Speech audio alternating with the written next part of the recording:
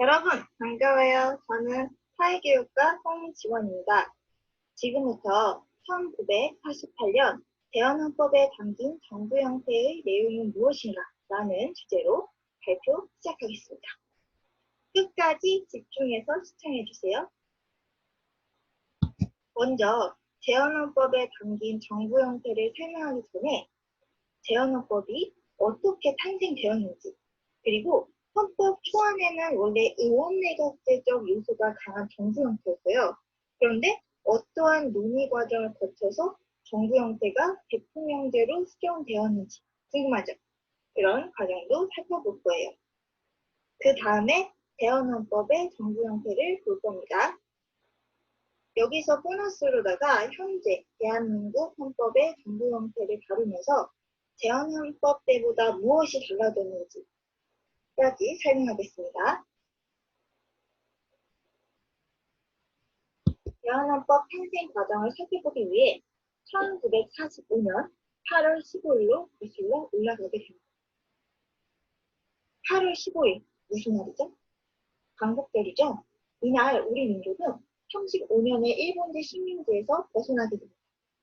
그러면서 우리나라는 새로운 국가 건설을 위해 주범적 기초를 마련할 필요가 있었습니다. 하지만 미국과 소련이 한반도에 개입하면서 남북으로 분단이 되게 되고 점점 남북 분단에 고착화되면서 결국 1948년 유엔 결정에 따라 남한에서만 총선거를 실시하게 됩니다. 5.16 총선거로 인해 총 198명의 의원이 당선되면서 국회를 구성할 수 있게 되었어요. 국회는 먼저 우리의 최우선 과제는 헌법을 제정하는 거다 라고 생각하며 헌법기초위원회를 만들고 전문적으로 헌법에 대해 논의할 사람들이 필요했기 때문에 헌법기초위원 30명과 전문위원 10명을 뽑게 됩니다. 이렇게 조직이 된 헌법기초위원회는 헌법시민초안 작성을 전문위원회에게 위임하게 돼요. 그러면서 6월 7일까지 헌법초안 완성해서 논의를 시작하자라고 계획을 세우게 됐습니다.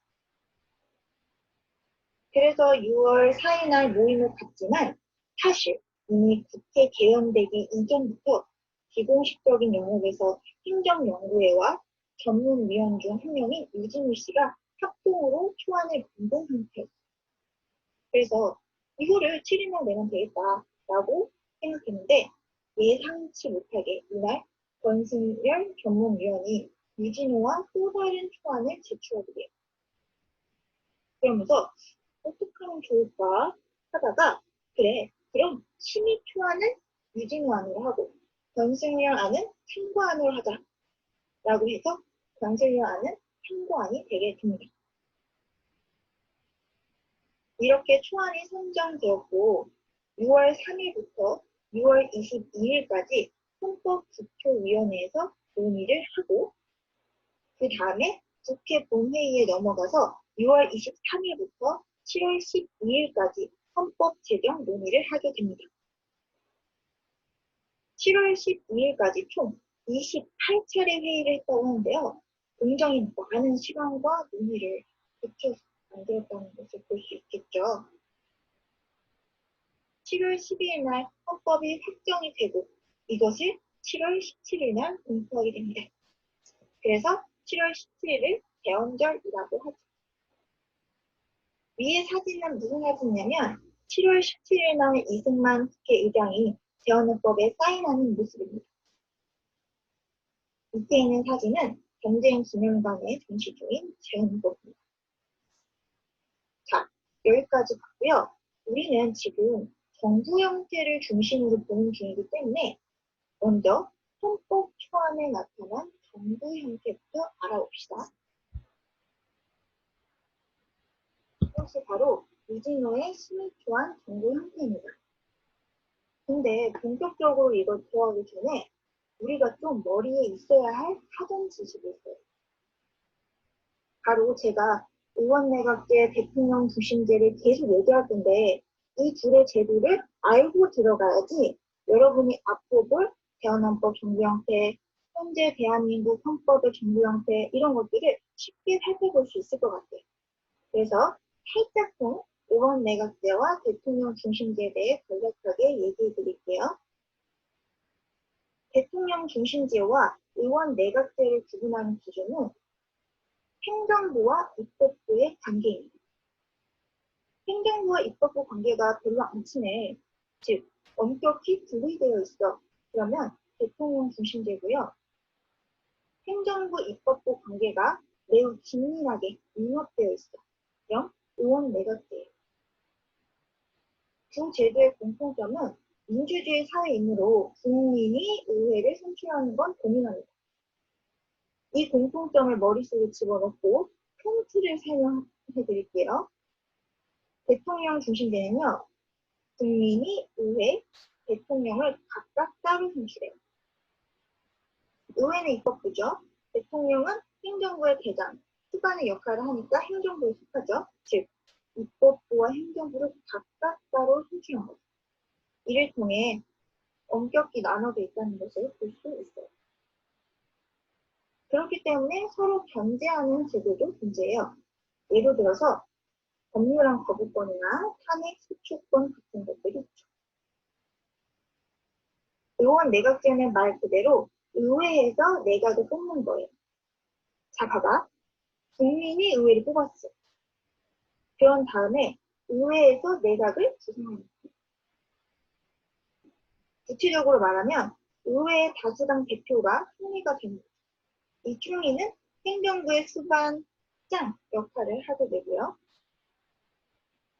이 총리는 의회에 있는 자기 친구들을 불러서 같이 내각을 구성합니다. 자, 여기까지만 설명할게요. 이 사전 지식을 바탕으로 이제 들어가도록 하겠습니다. 유진호 심의초안 정부 형태를 봅시다. 먼저 특이한 점은 지금의 국회가 다문제인데 반해 심의초안에서의 국회는 양원제입니다. 참의원과 민의원으로 나눠진 형태인 거죠. 이거 체크해 주시고 이제 크게 볼게요. 국민이 입법부를 구성하는 의원을 뽑고 그렇게 구성된 국회에서 대통령을 간접 선거를 통해 선출합니다. 그림 보고 계시죠? 선출된 대통령은 행정부의 대장이 수반 역할을 하고 행정부 수반이기 때문에 가진 권리가 생기게 됩니다.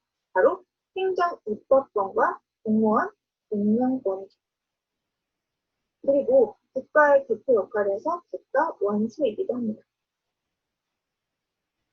대통령 이외에도 국무총리, 부통령 직책이 있는데요. 먼저 국무총리는 대통령이 임명하고 국회의 민의원의 승인을 받아 선출됩니다. 이러한 국무총리는 행정부 수반이 아닌 내각의 의장 역할 정도 있고요. 대통령 권리시, 즉 대통령이 자리에 비웠을 때 대신 권리를 행사할 수 있는 대행권자 1순위는 대통령, 2순위는 국무총리입니다. 이제 이 유진호의 심의초안 정부 형태를 의원 내각제의 요소와 대통령제 요소로 나누어서 다시 살펴볼게요.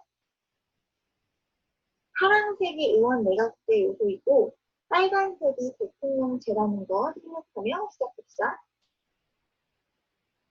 의원 내각제 큰 특징이 국회에서 행정부 짱을 뽑는다는 거기 때문에 대통령은 국회 양원 합동회의에서 선출된다는 의원 내각제적인 요소가 되겠죠.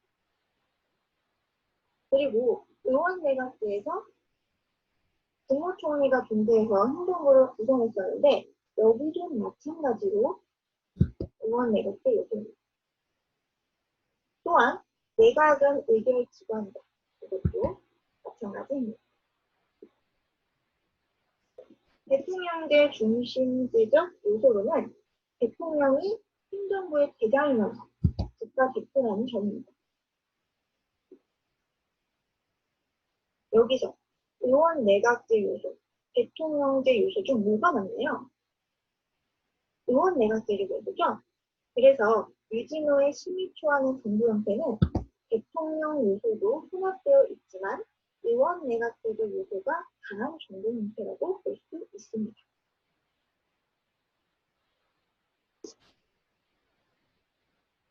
소안을 가지고 헌법기초위원회에서 6월 7일부터 논의를 시작하게 됩니다. 논의 과정에서 정부 형태가 수정됐는데요. 어떻게 하다 정부 형태가 수정되었을까요? 그 과정을 살펴보도록 할게요. 6월 7일부터 헌법의 앞 조항부터 차례대로 논의를 하게 됩니다. 그러다가 6월 10일에 국회 부분을 하기로 했는데 너무 양이 많으니까 먼저 큰 틀부터 회의를 하자라고 얘기하게 돼요. 그래서 이날은 권력 구조의 핵심적 부분에 관해 논의하게 되는데 첫 번째 의견 충돌했던 부분은 바로 국회를 단원제로 할 거냐 양원제로 할 거냐라는 논의에 부딪히게 됩니다.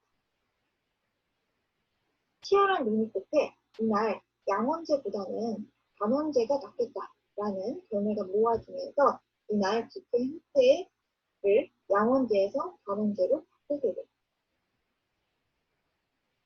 그 다음에 큰 논의가 됐던 게 바로 의원 내각제를 할지 대통령 중심제를 할지에 관한 논의가 주도됐습니다. 의원 내각제를 주장하는 사람은 대체적으로 한민당 소속 의원들, 그중에 고헌영 씨가 있었고요. 그리고 초안 작성자인 유진호 씨가 의원 내각제를 하자는 편이었습니다. 대통령 중심제를 하자라고 하는 사람은 이승만과 일부 도쿄국민회 측 의원들이었습니다. 이승만 국회의장은 이날 기초위원회를 방문하여 다시 한번 대통령 중심제를 강조하고 돌아갑니다. 자, 그 이후 6월 11일에도 마찬가지로 의원 내각제와 대통령 중심제 논의가 끊이지 않았어요. 그런데 이날은 어떻게 됐냐면 의원 내각제를 해야 숙제를 예방할 수 있다. 이 논리에 대해서 반박하는 사람 별로 없었고요. 또 이미 대통령을 앞에서 봤잖아요. 국회에서 간접선거에 의하여 선출하기로 결정된 마당에 대통령에게 행정까지 책임을 맡게 되면 이거는 연대 정치를 흐릴 수 있다라고 해서 결국 의원 내각제로 굳히게 됩니다. 이렇게 의원 내각제로 굳혀진 가운데 6월 21일 날 국회 상정일이 예정이었어요. 상정 예정의 전날 서상일 위원장, 이 사람은 이제 기초위원장의 장이거든요. 이 서상일 위원장이 이승만에게 의원 내각제를 결정한 것에 대한 양해를 구하고자 이승만 고초에 방문하게 됐어요.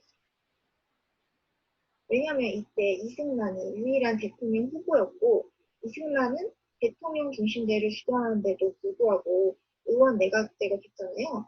그거에 대한 양해를 구하고자 21일 전날에 방문한 거죠. 근데 서상일 위원장과 얘기를 하면서 계속해서 이승만 머릿속에는 대통령제를 채택할 방법을 모색하려고 했어요. 그리고 본회의의 상정일이 21일이었잖아요. 이 21일을 연장해서 그 사이에 전원위원회라는 것을 기초해 다시 헌법 재검토를 했을 때 바꿔보자라고 계획을 세운 거예요. 그래서 그렇게 서상일 위원장과도 합의를 보게 됩니다. 21일 날 서상일 위원이요. 유인물이 준비되어 있지 않다는 이유로 한정하기 좀 곤란할 것 같다라고 해서 본회의의 한정일을 연기하게 돼요. 6월 21일에서 6월 23일로. 그 사이에 이승만은 국회에 비공개 전문위원회를 개최해서 헌법을 재검토하자라고 문제 제기를 하게 됩니다. 하지만 국회에서는 이렇게 비공개로 전문위원회를 개최하는 것은 비민주적이야 라고 해서 부결되고 말아버리죠. 다급해진 이승만은요. 21일 날 제3국회 최종회의가 예정되어 있는 기초위원회에 나타나가지고 대통령제가 채택되지 않으면 민주당이 남아서 국민운동을 하겠다라고 말해버립니다. 이 이승만의 폭탄 발언은요, 헌법기초위원회에 큰 영향을 주었는데요. 왜 큰 영향이 되었냐 하면은 이승만은 당시 유일한 대통령 후보로서 경제 구성에 이승만이 참여하지 않는 것이 취약한 재원 특혜 정당성을 무너뜨리는 것과 다름없었어요. 그래서 안 되겠다. 그래서 기초위원회에서 하루 뒤 22일에 의원 내각제 요구가 강했던 헌법안은 대통령 중심제의 헌법안으로 바꾸게 됐습니다.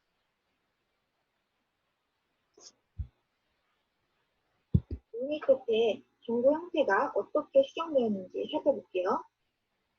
처음에 앞에서 그랬죠.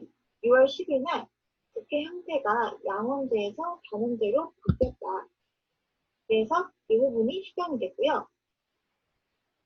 대통령제를 채택했기 때문에 내각 구심법, 이거는 이제 대통령제에서는 말이 안 되는 제도에서 삭제를 하고 대통령제 대표 견제 수단인 대통령이 법률안 거부권을 두는 것을 넣게 됩니다. 그 다음에 대통령 중심제이기 때문에 국무총리를 뽑을 때 대통령의 임명 정도만 하면 된다. 국회 승인은 필요 없다. 라고 해서 삭제했었는데 이거에 대해서 대통령의 권력이 집중될 수 있다는 우려가 있어서 다시 국회 승인을 넣게 됩니다. 자, 이렇게 수정된 것이 바로 대한헌법의 정부 형태가 되겠죠. 이렇게 정부 형태가 바뀌면서 문제가 제기됐던 게 있었어요. 바로 대통령 선출 방법입니다. 원래 대통령 중심제는 앞에서 얘기했듯이 국민이 의회를 뽑고 국민이 대통령을 뽑는다라고 했는데 여기는 여전히 대통령을 국회에서 뽑아요. 사실 이 부분은 대통령제의 중요한 요소가 결여된 거거든요. 이 부분에서 사실 대한헌법의 정부 형태의 비체계성이 드러난다고 볼 수 있습니다. 왜 이렇게 되었을까? 대통령 선출 방법이 왜 직선제로 바뀌지 않았느냐에 대한 이유로는 여러 가지가 있는데 몇 가지 언급을 하자면 첫 번째로는 그 당시에 대통령을 국민이 직접 선출하기에는 시간도 여유도 없었고 정치 상황도 혼란스러웠다. 그리고 이때 당시 사람들이 대통령 선출 방법과 정부 형태 사이의 관련성을 인식하지 못했다. 정부 형태가 바뀌는 과정에서의 혼란이다 라고 이제 얘기를 하게 됩니다.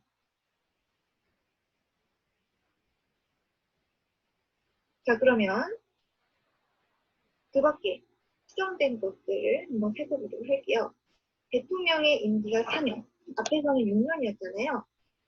2년이 줄어서 4년으로 바뀌었다는 거. 그리고 중임은 뭐 여전히 그대로 있죠. 그럼 이제 의원 내각제의 요소와 대통령 중심제의 요소를 나눠보도록 할게요.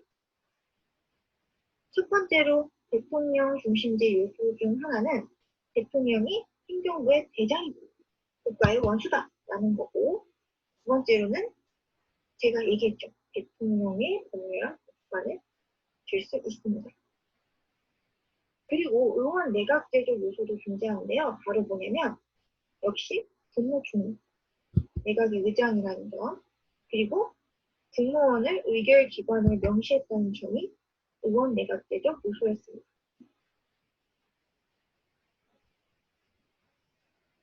자, 이렇게 해서 제한헌법의 정부 형태는요. 대통령 중심제를 채택한 정부 형태였습니다. 하지만 이 대통령 중심제의 중요한 요소인 국민이 대통령을 선출하는 그 부분이 결여되어 있어서 제한헌법의 비체계성이 드러난다라는 얘기로 정리를 하겠습니다. 자, 마지막으로 현재 대한민국 헌법의 정부 형태까지 보너스로 살펴보겠습니다. 제한헌법에서 가장 크게 바뀐 점은 이 부분이죠. 국민이 직접 대통령을 선출하는 거예요. 그리고 부통령이라는 직책이 없어졌어요. 국무총리는 여전히 남아있죠. 그래서 보시면 국민이 국회도 뽑고 대통령도 뽑고 이렇게 권력이 분리되어 있는 대통령 중심제의 모습이 아주 잘 드러나고 있습니다. 자, 이 부분에서 이제 대통령 중심제적 요소는 대통령의 법률안 거부권, 탄핵 소추권, 서로 존재하는 이런 기능들, 그리고 대통령의 역할도 마찬가지죠. 하지만 지금의 우리나라 정부 형태도 의원 내각 제적 요소가 남아있어요. 바로 첫 번째로는 국무총리라는 직책, 그리고 행정부의 장인, 내각을 형성해서 국무회의를 한다는 점, 이 부분도 의원 내각 제적 요소라고 볼 수 있겠죠. 지금 우리나라 정부 형태의 모습은요, 대통령 중심제를 원칙으로 채택하면서 의원 내각제적 요소를 가지고 있다고 할 수 있습니다. 자, 이렇게 해서 헌법 초안 선정을 거쳐 정부 형태 논의 과정, 재헌헌법, 그리고 지금 우리나라 정부 형태까지 살펴보았습니다. 헌법 수정 과정에서 정부 형태가 이승만이라는 개인의 영향으로 바뀐 것을 보면 우리나라 헌법 탄생이 권력 지도자의 영향에 많이 받았다는 것을 볼 수 있었습니다. 이것으로 보아 재헌헌법 이후에 헌법의 운명이 권력 지도자에 의해 좌지우지될 수 있다는 가능성을 암시했고, 실제로 유신헌법이라든지 헌법들이 권력 지도자에게 유리한 쪽으로 개정되기도 했다는 점에서 이런 운명을 암시했다고도 볼 수 있었습니다. 하지만 이런 한계들이 존재했지만 헌법을 만들고 헌법 제정 논의 과정 하나하나 의미 있었다고 생각해요. 왜냐하면 이런 논의를 통해서 비체계적인 것을 발견하고 현재 헌법은 체계적으로 개선하는 데 도움을 주고 헌법 개정 과정에서 논의 범위를 넓혀주었기 때문이죠. 네, 저는 이 과제를 하면서 재헌헌법 논의하는 과정을 너무나도 자세하게 볼 수 있어요. 특히 교수님이 올려주신 논문 같은 경우 정부 형태뿐만 아니라 경제, 기본권, 개정, 일제 청산의 문제 등 이런 것들이 어떻게 조항으로 명시되었는지 모두 다 드러난 논문이었죠. 그래서 여러분도 이 논문을 읽어보시면 재헌헌법을 이해하는데 더 나아가 지금 헌법까지도 이해하는데 많은 도움을 줄 것 같아요. 그래서 여러분도 한번 읽어보시면 좋을 것 같다는 생각이 들었습니다. 알차게 준비해봤는데 여러분에게 의미 있는 시간이 되었으면 좋겠고 끝까지 시청해주셔서 정말 감사합니다. 좀 있으면 추석인데 즐거운 한가위 되시고 항상 건강하세요. 감사합니다.